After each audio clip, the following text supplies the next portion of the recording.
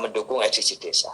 Jadi kami ulangi lagi bahwa tahapan pertama terutama untuk desa yang di bawah 90% pendataannya itu kepala desa perlu segera menetapkan SK Pokja relawan pendataan desa. Juga ada WA yang masuk yang menyatakan kalau anggota Pokjanya berubah apakah perlu SK baru? Ya pasti.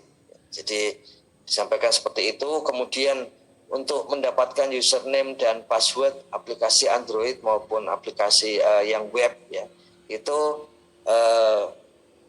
desa itu menyampaikan kepada PLD dan kepada PD atau melalui Sapa Desa itu berarti langsung kepada Kementerian Desa itu siapa saja yang akan menjadi anggota Pokja relawan pendataan desa yang kemudian akan mendapatkan username dan password.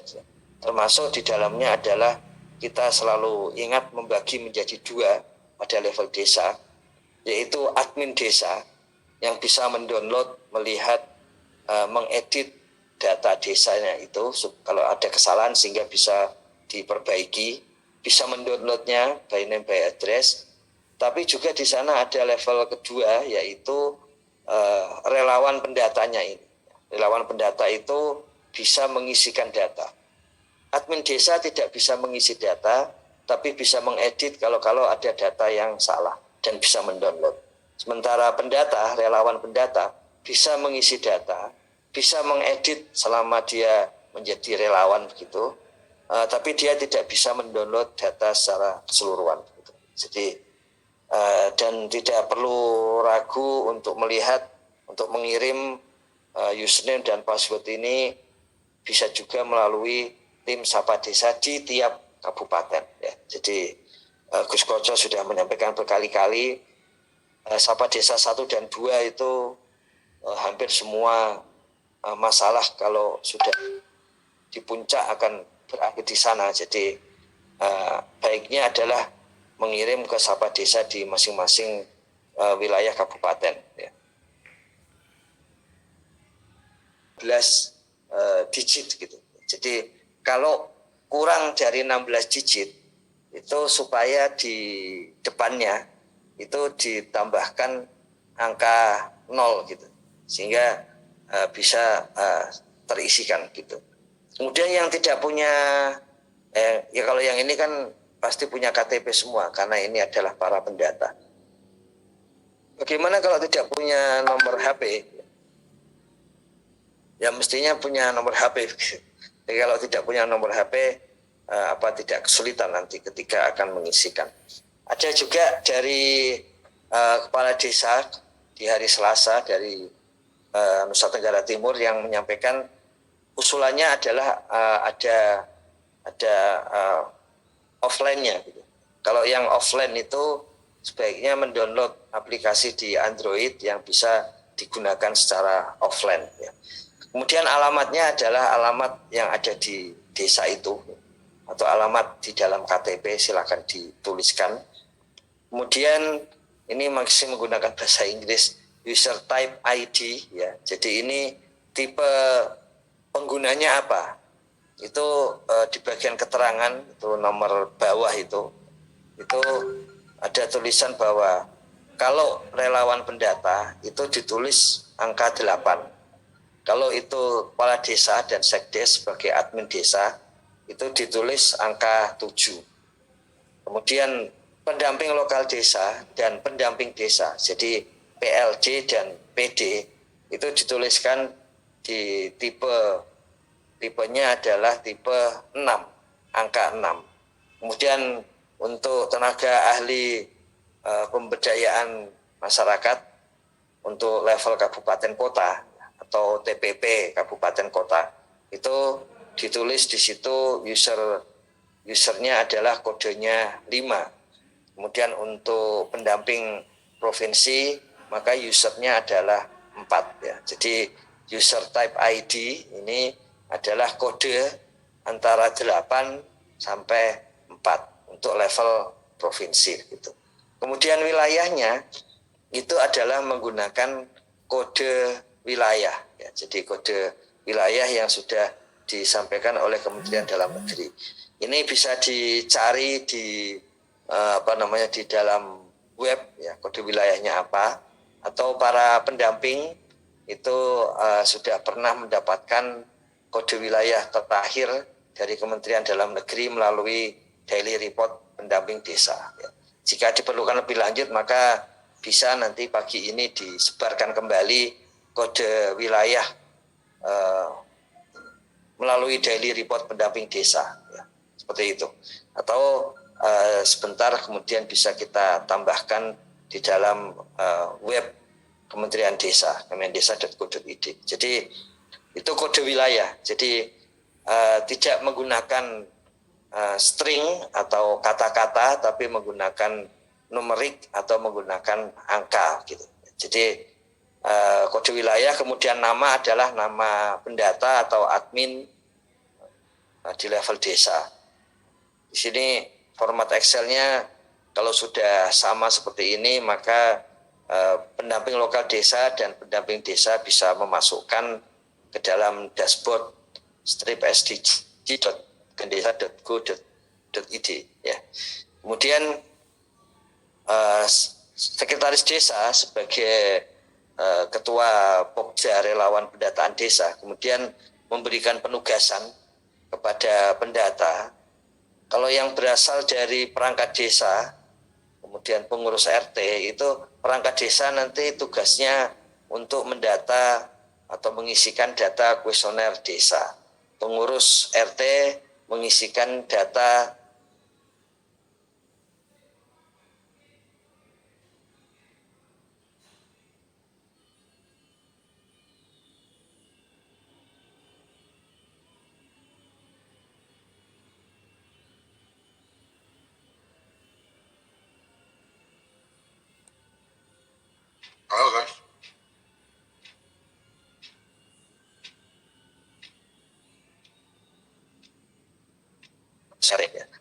metode participatory sensus ini konsensus bagi pendata di level RT itu sebaiknya ada 3 pendata gitu, di level RT, dan mereka mendata di RT-nya masing-masing. Kita ketahui memang salah satu prinsip dari participatory metode participatory itu memang kita kenal maka datanya valid. Jadi perlu dibedakan dengan cara yang konvensional atau sensus yang selama ini kita kenal, atau survei apalagi oleh BPS, kekuatannya memang survei. Di survei itu ada angka acak, atau kalau kita kenal maka tetap sampel atau contoh yang diambil dari lapangan itu harus diacak dengan 1 angka acak. Mengapa seperti itu? Padahal kan saya kenal dengan warga di RT saya, kenapa tetap harus diacak? Ya karena asumsi di dalamnya itu kalau kita kenal maka datanya justru akan bias. Sementara kalau di dalam metode partisipatoris, kalau kita kenal datanya justru valid. Itulah yang melihat perbedaan antara metode partisipatoris dengan metode sensus yang seperti biasanya itu. Jadi karena itu di sini Gus Halim menyampaikan paling cocok gitu ya 1 RT ada paling tidak 3 relawan pendata supaya kalau ada apa-apa bisa saling memperbaiki ya, saling berdiskusi, berdialog, memperbaiki. Kemudian nomor 4 adalah Sekdes menyiapkan data awal yang di dalamnya ada by name by address ya. Datanya saja itu yang sudah kita diskusikan kemarin. Jadi kemarin pagi itu kita sudah mendiskusikan mengenai data by name by address yang perlu dimiliki lebih dulu, persiapan konsolidasi data desa ini yang perlu dimiliki lebih dulu, dikonsolidir oleh sekretaris desa data itu, seperti data by name by address penerima BLT dana desa, by name by address yang selama ini mengikuti PKTD padat karya tunai desa, by name by address warga yang sakit setahun terakhir ada datanya di entah itu Posyandu, Polindes, Poskesdes, Pustu, Puskesmas seperti itu. Jadi data BNPB address ini yang penting. Anak-anak yang digolongkan stunting datanya BNPB address itu juga dimasukkan. Ibu yang hamil yang terdata di Posyandu itu juga dikumpulkan. Karena itu nanti gunanya adalah supaya pendata, relawan pendata di tiap RT itu langsung mengetahui ketika mau mendata. Saya akan ke keluarga Ahmad misalnya begitu. Oh ternyata keluarga Ahmad ini istrinya mengandung gitu. Jadi pertanyaan tentang ibu yang sedang mengandung itu. Kemudian oh ternyata baru melahirkan, pertanyaan tentang bayi, kemudian ibu yang baru melahirkan itu kepada keluarga Ahmad. Oh ternyata di sana ada anak tidak sekolah. Jadi ya hal-hal seperti itu persiapan data awal sejauh yang dimiliki desa, sejauh yang ada di desa yang bisa diminta dari puskesmas dan pustu, yaitu dikumpulkan, termasuk akreditasi sekolah-sekolah yang ada di desa, informasi itu disampaikan. Jadi persiapan data awal ini penting karena kemarin pihak luar publik itu sudah mulai betul data SDG desa banyak. Sekarang yang dituntut oleh publik adalah datanya itu valid atau istilah publik itu kualitas. Tantangan berikutnya berkaitan dengan kualitas data. Nah, secara teknis sebetulnya aplikasi untuk pendataan SDG desa itu sudah ditambahkan dengan komponen-komponen untuk validasi data secara teknis. Ya. Secara teknis itu artinya jumlah angkanya, kemudian maksimal berapa, minimal berapa, yang seperti itu yang diterapkan di dalam aplikasi. Tapi soal isian angkanya tentu saja tidak masuk di dalamnya. Jadi kemarin ditanyakan tentang berbagai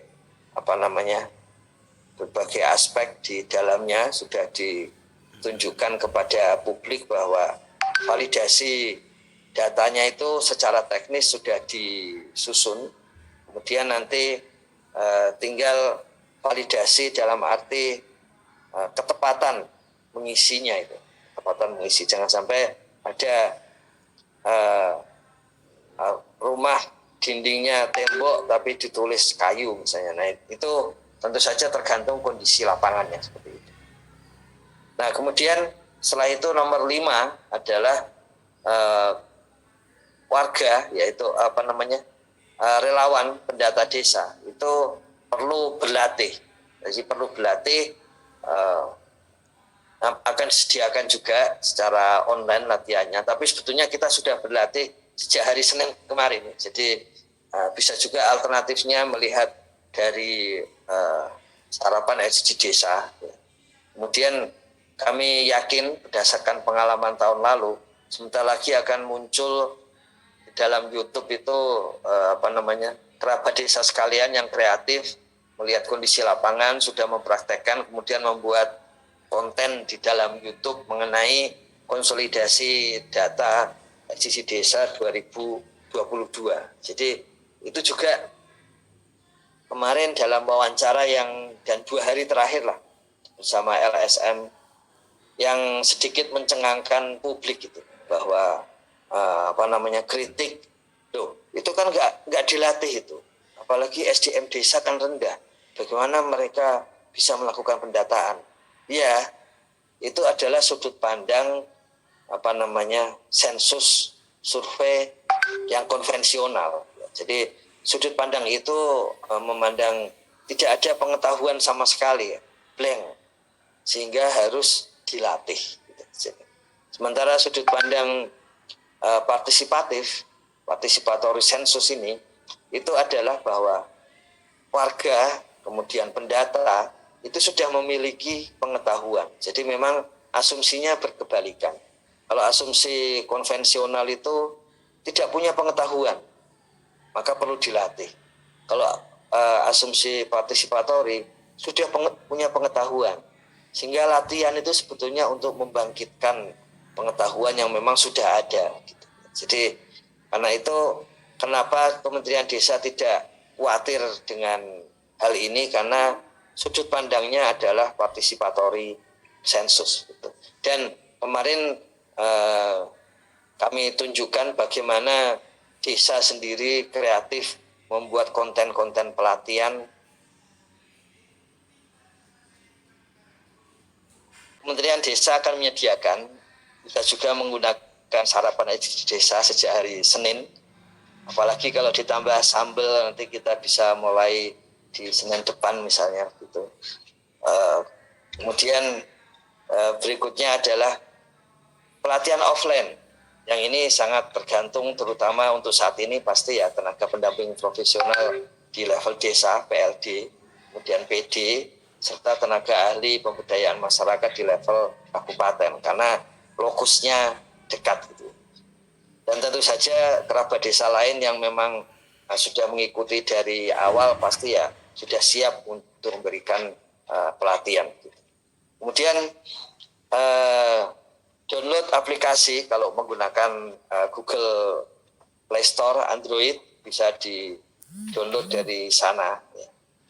Jangan terlalu terpengaruh dengan rating dan sebagainya, karena itu berasal dari sejarah 2021 ketika tadi kira-kira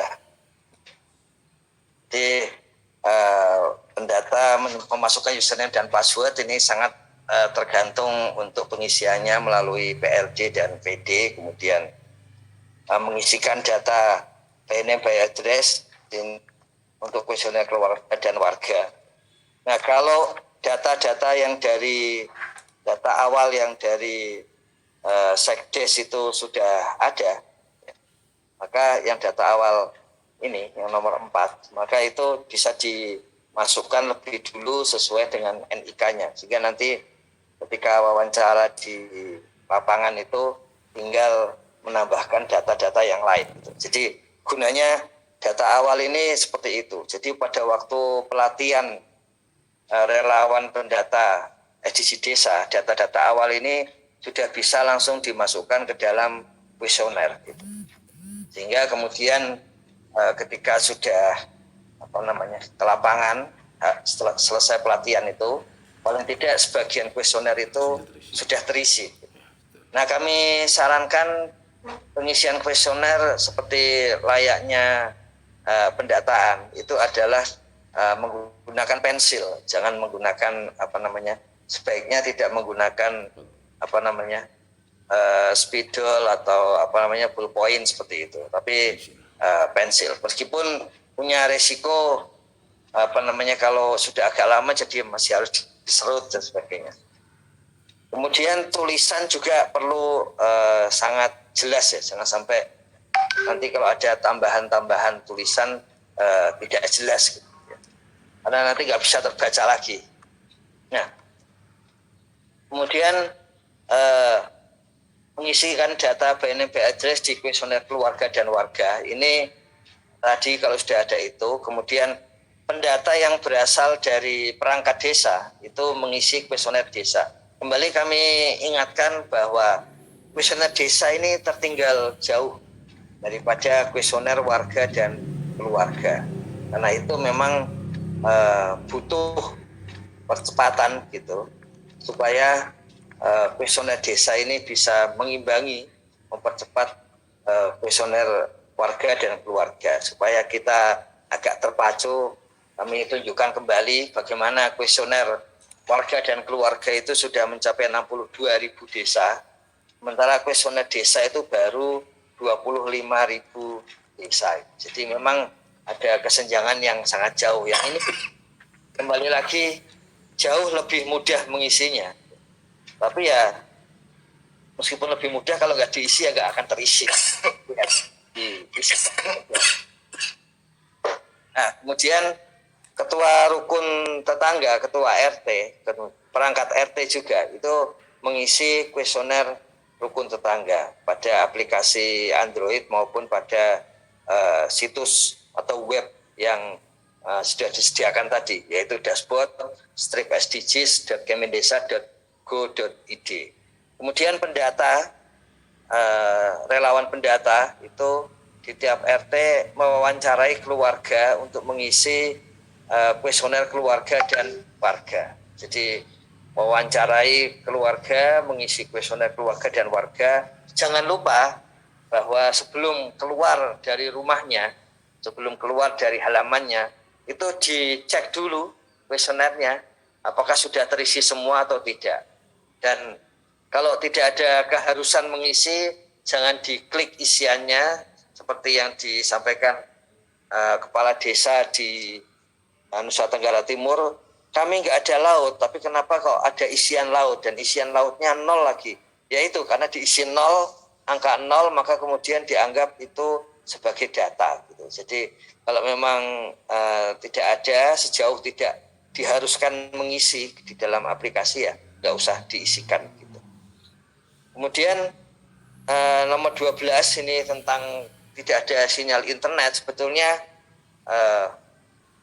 aplikasi Android itu, ya hampir semua aplikasi Android itu sebetulnya punya fasilitas untuk offline, kecuali kalau oleh penyusun aplikasinya tidak diaktifkan, ya. Jadi itu bisa offline dan kemudian dijalankan pada waktu ada sinyal, nanti akan terupload seperti itu. Nah, tapi saat ini yang lebih banyak dilakukan adalah ada kuesioner kertas, karena itu lebih mudah bagi relawan pendata, dan kemudian bagi desa juga tidak terlalu sulit untuk pertanggungjawaban administrasi dan keuangan. Jadi bagus juga seperti itu. Ya. Dulu kenapa kita tidak menggunakan kertas itu, karena hitungannya butuh sekitar 320 miliar untuk fotokopi se-Indonesia. Sementara dengan aplikasi Android itu membangunnya itu ya tidak terlalu banyak, hanya 400 juta begitu. Jadi bandingkan 400 juta dengan 320 miliar rupiah gitu untuk fotokopi. Tapi ada yang menyampaikan kalau fotokopinya di desa atau di kecamatan kan menghidupkan ekonomi kecamatan juga. Ya boleh juga seperti itu. Jadi memang ada banyak faktor, dan pada akhirnya sesuai asas subsidiaritas akan tergantung kepada kearifan desa itu sendiri. Ya. Kemudian desa itu bisa memulai, kemudian mengisi kuesioner, bisa mencetak dengan fotokopi, tapi tetap harus dimasukkan. Ya. Jadi kelemahan-kelemahan lama bahwa yang penting sudah masuk kuesioner, ya, itu belum selesai sebelum dimasukkan ke dalam dashboard sdgs.kemendesa.go.id. Ya. Jadi jangan lupa itu, karena pada akhirnya yang paling penting adalah nanti menggunakan datanya. Jadi mengisikan data, punya data itu baru tahap pertama. Tapi kemudian adalah menggunakan data itu baik untuk RKPDes begitu, maupun untuk kegiatan-kegiatan yang lain. Begitu. Kemudian nomor 14, setiap hari Pokja relawan pendata desa itu bertemu bersama untuk saling mengecek, saling melihat, validasi, saling mengecek, verifikasi apakah sudah benar atau belum, kemudian mengisi mengoreksi kesalahan-kesalahan yang ada yang mungkin terjadi pada waktu pengisian data. Kami pernah sampaikan bahwa kumpul ini penting untuk menjaga semangat juga. Ya. Jadi sama di tempat kami di BPI itu sengaja kami ada apel mingguan. Tujuannya bukan karena upacaranya, tapi berkumpul, bertemu tatap muka lintas pihak di situ, kemudian berbicara ini itu, sehingga memang tujuannya saling menguatkan. Tujuannya energi-energi positif itu disampaikan. Jadi di dalam apel itu misalnya disebutkan kalau ada yang mulai pesimis, coba diberitahu gitu, supaya jangan pesimis. Seperti itu. Jadi memang kalau istilah sejak tahun 80-an itu disebut sebagai dinamika kelompok. Ya, jadi group dynamics, dinamika kelompok itu memang tujuan berkelompok itu adalah supaya kita saling menguatkan. Gitu. Jadi ini makanya di nomor 14 disarankan bahwa selalu sering bertemu, saling menguatkan seperti itu. Kemudian Kades dan Sekdes itu sebagai penanggung jawab dan kemudian ketua Pokja relawan pendataan desa itu selalu memantau, memberikan motivasi, memberikan penjelasan, mengatasi masalah yang ditemui di lapangan. Gitu. Jadi memang penting peran dari pimpinan di level desa ini. Kemudian Sekdes itu juga melakukan pengecekan terhadap hasil isian aplikasi. Kemarin sudah kita diskusikan. Sekarang bisa dicek untuk tiap tiap pertanyaan. Tapi paling tidak bisa dicek hasilnya, terutama untuk melihat hasil-hasil yang sifatnya itu koma-koma seperti itu. Jadi hasil-hasil dari SDG desa, misalnya SDG desa yang nomor 4 seperti itu tentang pendidikan, itu menarik untuk dicek apakah memang pendataannya sudah benar atau tidak gitu. Jadi untuk menceknya misalnya dicek di nomor 4 ya. Karena kenapa nomor 4 bisa kita cek, karena ada satu rata-rata lama sekolah. Nah, kalau di sini angkanya seperti ini ya kita yakin pasti ada satu atau lebih yang salah mengisi angka. Sama seperti kalau tenaga pendamping profesional diberitahu soal anomali data, nah itu karena berkaitan dengan itu. Tapi itu kan level nasional karena mencakup 94 juta data warga. Tapi kalau sudah level daerah mungkin seperti itu sudah mulai berkurang. Dicek saja di level daerah. Oh, kalau masih sekian tahun berarti pasti ada satu atau lebih desa di situ ya yang itu salah mengisi gitu. Kita lihat cek kecamatannya. Kalau nanti ada kesalahan seperti itu, ini 8 tahun. Nah, ini kita yakin pengisiannya di seluruh desa di kecamatan itu kemungkinan ini sudah benar mengeceknya karena angkanya seperti ini. Jadi kalau tadi di level kabupaten 158 tahun pasti ada desa di kecamatan lain yang salah mengisi satu saja, salah mengisi rata-rata lama sekolah, itu akan terbaca angkanya menjadi beda. Kemudian kita coba cek di satu desa misalnya, kemarin mana itu ya, yang Gus Halim untuk ya, itu kita bisa lihat di sini misalnya terbaca 6,57 tahun. Ya, jadi ini menunjukkan bahwa di desa ini, di desa Muntuk, Kecamatan Delingo ini ya, Bantul, DIY ini, hampir pasti tidak ada masalah. Ya, jadi gampang itu mengeceknya bagi Sekdes, dicek saja hasil-hasilnya, terutama yang koma-koma itu ya. Jadi kalau ada yang aneh di dalamnya, di dalam koma-koma itu, nanti cek isiannya gitu. Dicek di isiannya.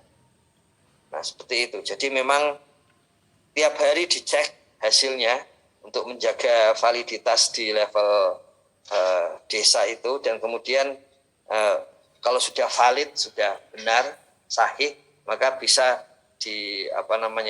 dipastikan cocok ini ya. Kemudian Sekdes itu nanti yang memutuskan pengakhiran konsolidasi data SDG desa. Jadi kapan berakhir, kemudian disampaikan kepada kepala desa, dan kemudian kepala desa bersama BPD menyelenggarakan musyawarah desa untuk penetapan hasil SDG desa. Tahun lalu ada yang menyampaikan kami tidak bisa buru-buruan ini, Gus, gitu. Karena jadwal dari kecamatan itu musdesnya dijadwal tanggal sekian, kemudian desa kami dapat jatah 1 bulan ke depan. Nah ini sebetulnya Musdes kan yang penting ada ketua BPD atau anggota, ada kepala desa atau perangkat, kemudian ada warga dan terutama kelompok marginal, ada anggota Pokja, relawan pendataan desa, ya sudah gitu.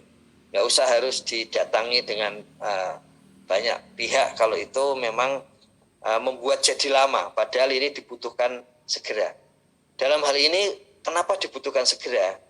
Itu rancangan awal, meskipun mungkin setelah jadi keputusan bisa berubah karena ada hal-hal mendadak tertentu ya, mendesak tertentu gitu. Tapi rancangan awal itu pada minggu ini, selambatnya minggu depan, itu pemerintah daerah sudah bisa mendownload data kemiskinan ekstrim, kemudian membagikan ke desa. Kemudian desa mencek, memvalidasi, menambah, mengurangi. Nah, tepat pada saat Musdes untuk konsolidasi data kemiskinan ekstrim itulah data SDG desa itu menjadi penting. Dan tim kami ini sebentar lagi melansir, memasukkan ke dalam miskinekstrim.kemendesa.go.id hasil dari pendataan terbaru hari kemarin gitu. Jadi ini digunakan untuk desa supaya di dalam Musdes untuk kemiskinan ekstrim itu bisa memiliki modal data-data tersebut gitu. Jadi kalau rancangan awal itu sudah ada ketetapan peraturan atau keputusan dari Bupati tentang sasaran data warga dan keluarga miskin ekstrim lambat-lambatnya 25 Juli.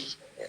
Makanya butuh waktu yang segera supaya desa memiliki modal data ketika melakukan konsolidasi data SDG desa dan dikonsolidasikan dengan data kemiskinan ekstrim yang diperoleh dari Pemda dan Pemda memperoleh dari Kementerian Koordinator PMK. Kiranya seperti itu Gus Koco, Kerabat Desa sekalian. Nanti masih ada satu sesi lagi terutama untuk bagaimana musyawarah desa dan pemanfaatannya nanti, pemanfaatan data. Begitu Gus Koco, Kerabat Desa. Oke, terima kasih. Terima kasih kerabat desa yang sudah setia untuk selalu sarapan untuk menambahkan